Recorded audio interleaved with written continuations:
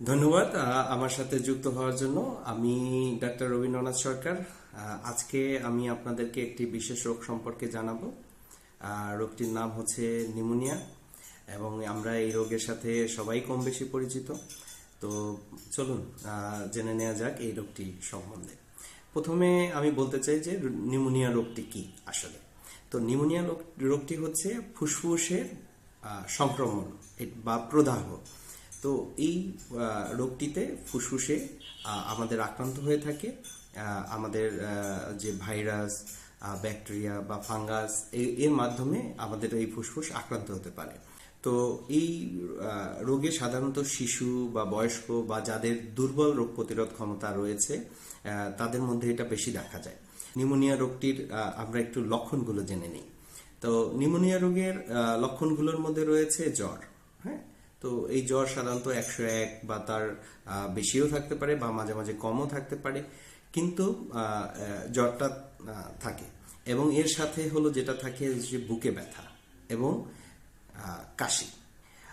এবং এই যে কাশিটার সাথে আপনার কফ থাকে।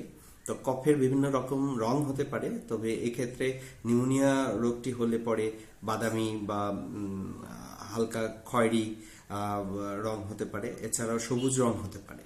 তো এই ধরনের আমরা কফ দেখতে পারি। এই রোগে দুর্বলতা থাকে অস্বাভাবিক রকমের এবং ক্লান্তি থাকে, এবং শিশুদের ক্ষেত্রে খাবার কমে যাওয়া এবং অস্থিরতা বা জড়তা থাকতে পারে। তো এটা হচ্ছে আমাদের নিউমোনিয়া রোগের লক্ষণ।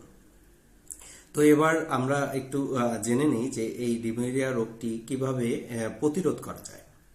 তো প্রতিরোধের জন্য প্রথমে যেটা রয়েছে সেটা হচ্ছে টিকা গ্রহণ। তো নিউমোনিয়া রোগের জন্য আমাদের দুইটা টিকা এখন পর্যন্ত আমাদের কাছে রয়েছে। তো একটি টিকা হচ্ছে ইনফ্লুয়েঞ্জা ভ্যাকসিন, যেটা প্রতি বছরে একবার করে দিতে হয় গভীর মাংসে। এবং আরেকটি টিকা রয়েছে হচ্ছে নিউমোকক্কাল ভ্যাকসিন। তো এই ভ্যাকসিনের দুইটা ফর্ম আছে, একটা হচ্ছে কনজুগেট ভ্যাকসিন, যেটা জীবনে একবার দিতে হয়, এবং আরেকটা রয়েছে যে পলিস্যাকারাইড ভ্যাকসিন। তো কনজুগেট ভ্যাকসিনটা দেওয়ার পরে আমরা পলিস্যাকারাইড ভ্যাকসিনটা সাধারণত তার 2 মাস পরে দিয়ে থাকি, এবং এরপর থেকে প্রতি 5 বছর অন্তর অন্তর আমরা এটা দিয়ে থাকি। এছাড়া এই ভ্যাকসিনের পাশাপাশি নিউমোনিয়া রোগ প্রতিরোধ করার জন্য রয়েছে স্বাস্থ্যবিধি, যেমন নিয়মিত হাত ধোয়া এবং হাঁচিকাচি দেওয়ার সময় মুখ ঢেকে রাখা।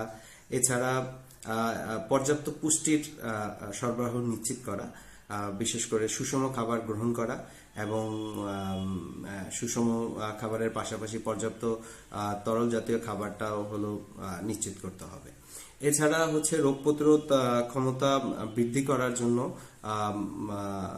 আমরা ভিটামিন ডি গ্রহণ করতে পারি, অথবা সূর্যের আলোর মাধ্যমে যে আমাদের ভিটামিন ডি শরীরে প্রস্তুত হয়, বিশেষ করে দিনের সকাল 11টা থেকে বিকাল 3টা পর্যন্ত যে রোদটা হয়, সেই রোদটা যদি আমরা প্রত্যহ 15 মিনিট করে নিজেদের স্কিনে নিতে পারি, তো সেক্ষেত্রে কিন্তু আমাদের প্রাকৃতিকভাবে ভিটামিন ডি তৈরি হবে। আচ্ছা, আর একটা যে জিনিসটা হলো যে ধূমপান এড়িয়ে চলা। তো সাধারণত যা ধূমপায়ী যারা রয়েছেন তাদের কিন্তু দেখা যায় যে ফুসফুস আগে থেকেই আক্রান্ত অবস্থায় থাকে, সেক্ষেত্রে সহজে তাদের কিন্তু নিউমোনিয়া হতে পারে। তো আমরা এবার জেনে নিই যে যদি নিউমোনিয়া রোগ হয়ে যায় তাহলে, বা আমাদের যদি এইরকম লক্ষণ থাকে, তাহলে আমরা কি করব। তাহলে হলো আমরা দ্রুত চিকিৎসকের পরামর্শ নিব। আর দ্বিতীয়ত হচ্ছে, যদি আমাদের এই লক্ষণগুলোর সাথে যদি শ্বাসকষ্ট থাকে, তাহলে অবশ্যই আমরা নিকটস্থ হসপিটালে ভর্তি হব। এবং আমাদেরকে চিকিৎসক যখনই যে অ্যান্টিবায়োটিকটা দিবেন বা যে ব্যবস্থা গ্রহণ করতে বলবেন, আমরা সঠিক পরিমাণে সেই ওষুধটি কিনে খাবো এবং কোর্সটি সম্পন্ন করব।